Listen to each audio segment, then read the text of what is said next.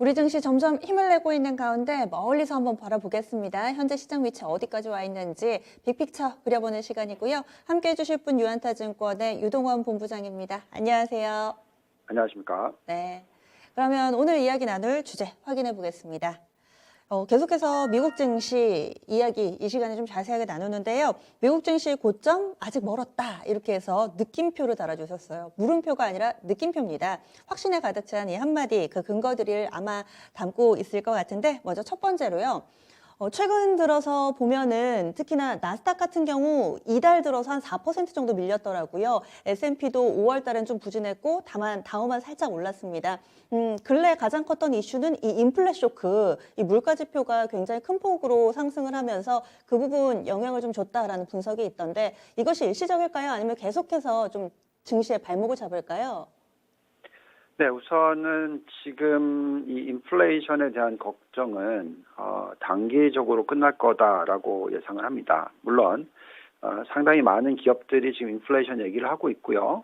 또 제가 존경하는 워런 버핏 님께서도 인플레이션 언급을 한 달 전에 하셨었죠. 그래서 지금 어떻게 보면은 뭐 경기 민감주들, 특히 쉐브론이라든지 뭐 이런 대표적인 유가 관련주라든지 한국에선 정유주라든지 이런 쪽의 주가가 많이 오르면서 어떤 이 성장주들의 주가 흐름이 좋지가 않습니다. 나스닥도 최근 고점 대비해서 지난 한 달간으로 보면은 8.5%나 하락하는 모습 보여줬었습니다. 자, 일부에서 얘기하는 것은 이렇게 인플레이션이 높게 나오니까 테이퍼링이 빠르게 일어날 거고 금리도 올라가고 따라서 성장주는 팔고 경기 민감주만 투자하자 뭐 이런 의견들도 올라오고 있습니다. 그래서 정확하게 지금 이 인플레이션 숫자에 대해서 이해를 해야 될 것 같아요. 우선 인플레이션 숫자 어떻게 나왔냐면 작년 동기 대비해서 지난 4월달 4.2%나 증가를 했습니다. 또 그런 인플레이션도 목표치 2%를 훌쩍 넘는 3% 숫자가 나왔고요. 또 전달 대비해서 자그마치 0.8%나 증가를 하는 모습.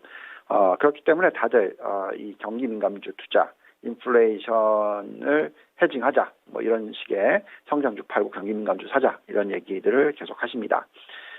그런데 현재 시점에서 이 논리를 활용을 해서 투자를 하면 상당히 위험하다라고 생각하는데요. 그 이유는 4월달 인플레이션 숫자가 일시적이다라는 부분이 상당히 크기 때문에 그렇습니다. 우선 첫 번째는 물가 상승 중에서 상당히 많은 이 부분들이 재시작 산업들, 그러니까 영어로는 reopening sector라고 합니다. 그러니까 예를 들면 항공, 호텔, 뭐 및 숙박, 뭐 집 이외의 레스토랑, 뭐 또 자동차 렌탈 가격, 뭐 이런 것들이 여태까지 실적이 거의 없다가 너무 캐시 흐름이 안 좋으니까 현금 흐름이 안 좋으니까 일시적으로라도 이제 올 거니까 가격을 당기는 거죠. 그래서 그럼 그게 오래 갈까요? 그렇게 되기에는 좀 어렵다라고 생각이 들고요. 또 두 번째 요소로는 이 단기 공급 차질이 일어나는 부분들이 있어요. 예를 들어서 중고차 가격이 10% 급등을 했다. 그렇지만 이 중고차들은 다 개솔린 차겠죠. 지금 현재 수요가 굉장히 중요한 부분은 당연히 전기차입니다. 그래서 레거시에 관련된 물가 상승 이것이 오래 갈 거라고 생각되지 않고요.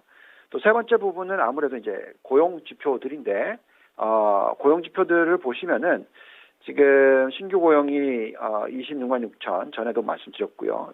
또 실업률도 5.8% 예상보다 훨씬 죄송합니다. 6.1% 5.8% 예상을 했는데 또한 청년 실업률은 자그마치 11% 수준 코로나19 이전이 8%대니까 아직까지도 3%이 높고요.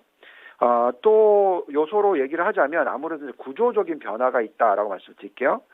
그 구조적인 변화라는 것은 그만큼 기술 혁신이 있고 인구 구조의 변화가 일어나고 있는데 지금 노동 참여율을 보시면은 62% 미만 수준으로서 아주 낮은 숫자가 유지가 되고 있고 이게 4차 산업혁명과 연관이 돼 있다라고 말씀을 드리고 있습니다. 특히 우리가 얘기하고 있는 생산성 굉장히 중요한 포인트인데 과거에 3차 산업혁명이 일어났었던 1950년부터 80년도도 2.8%씩 생산성이 상승을 하기 때문에 골디락스 구간, 낮은 이 노동 참여율 구간이 나타났었고요.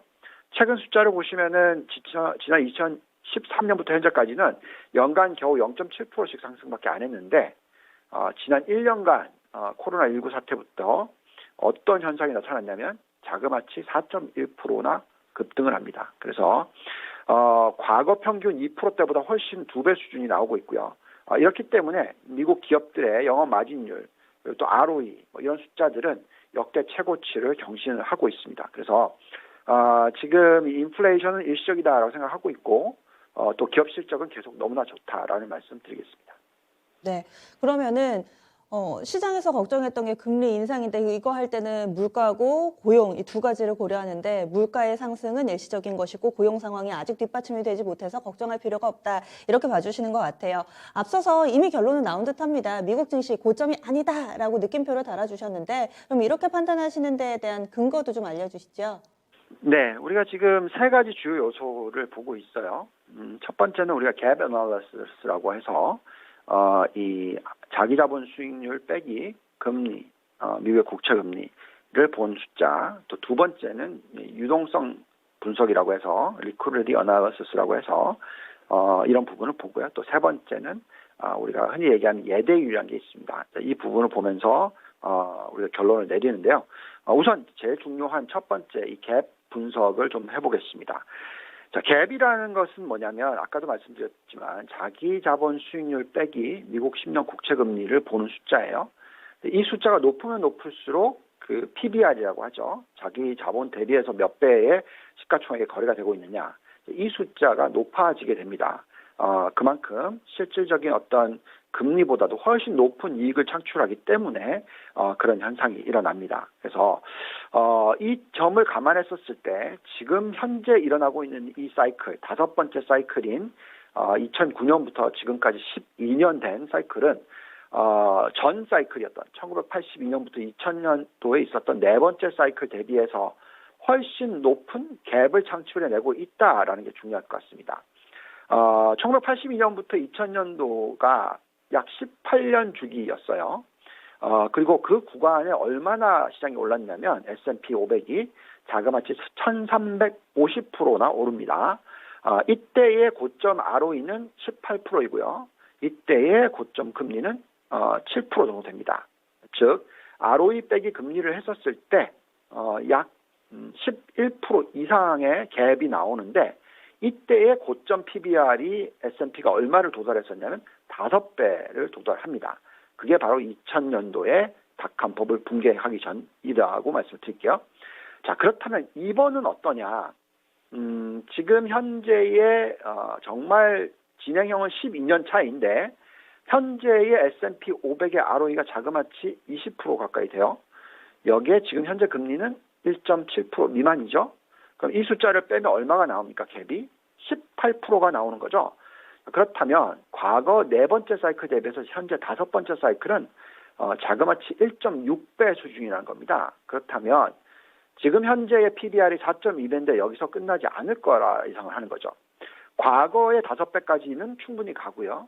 더 많이 간다면 이 5배 곱하기 1.6 하면 8배가 나오는 겁니다. 그래서 지금 현재 수준보다도 거의 100% 가까이 시장이 더 상승할 수 있다라는 결론을 내릴 수도 있어요. 지금 현재의 S&P 500과 나스닥의 밸류에이션을 들여다보시면은 지금 ROE가 S&P 500은 자그마치 20% 가까이, 나스닥은 자그마치 23% 이상, 그러니까 정말 역대 최고치의 어떤 수익성을 보여주고 있기 때문에 이런 상황에서 현재 시점이 고점이라고 보기에는 너무 빠르다라고 말씀드리겠습니다. 그러면 두 번째, 세 번째 이 유동성하고 예대율 측면에서도 좀 간략하게 분석해 주시죠. 네. 자, 유동성은 우리가 보통 M2 나누기 시총으로 계산을 하는데요. 앞으로 매년 M2가 10%씩 증가를 한다고 계산을 한다면 앞으로 5년 동안에 자그마치 한 1.7배 정도 상승을 하겠죠. 이 숫자를 가지고 시가총액으로 계산을 하면 시장은 많이 올라가면 거의 100% 또 올라갈 수 있는 거죠. 현재에 있는 M2 숫자만 가지고 계산을 해도 나스닥이 30% 이상 그리고 S&P 500이 약 17% 정도 상승할 수 있는 여건이 된다라고 말씀을 드리겠고요. 또 예대율 분석을 해보면 과거의 고점이 만들어질 때는 보통 이 예대율이 100%를 돌파를 할 때 만들어집니다. 그런데 지금 현재 미국의 예대율은 겨우 61%밖에 되지 않고요. 중국의 예대율은 77%밖에 되지 않습니다. 그래서 이런 상황에서는 상당히 많이 상승할 여력이 남아있다라고 생각이 듭니다. 네, 알겠습니다. 그러면은 미국 증시 상승할 여력이 있다는 건데 충분히 있다 이렇게 보시는데 신흥국 증시 측면에서는 그러면 어떤지 우리나라나 대만 이렇게 기술주 중심으로도 많이 강조해 주셔가지고요. 이쪽도 좀 봐주시고 그 밖의 국가들도 관심 가질 만한 부분이 있다면 좀 짚어주세요. 네. 자, 코스피 우리가 들여다보면 아무래도 반도체 비중이 높다 보니까 상승 여력이 낮게는 20%, 높게는 35% 정도, 그래서 코스피 기준으로 한 3,700포인트 이상, 많이 가면 4,200포인트 이 정도 나오고요. 또 대만 가권 지수로 계산하면 최근에 많이 조정을 받았어요. 그렇지만 상승 여력이 크게 남아있다라고 판단이 들고, 지금 대비해서 30% 이상 상승할 수 있는 여건이라 생각이 듭니다. 대만을 투자를 한다면 대만 ETF가 미국에 상장이 돼 있어요. 그래서 EWT라든지 FLTW 이런 걸 활용할 필요가 있겠고요. 또 다른 나라로는 베트남이 있습니다. 베트남이 1월 달에 큰 폭의 하락을 했지만 최근 다시 급등을 해서 바닥 대비해서 자그마치 28% 이상 상승했고요. 추가적인 상승 여력이 있다라고 판단이 됩니다. 여기서 오늘 좀 새롭게 말씀드릴 국가는 러시아인데요. 아무래도 유가가 빨리 올라왔기 때문에 최근에 워낙 1월 달에 많이 빠졌었고 다시 회복하는 구간이라 생각이 듭니다. 상대적인 상승 여력이 27% 가까이 나타나는 부분도 있고요. 이익 증가율로 놓고만 보더라도 올해 자그마치 86%나 증가를 할 거라고 예상이 듭니다.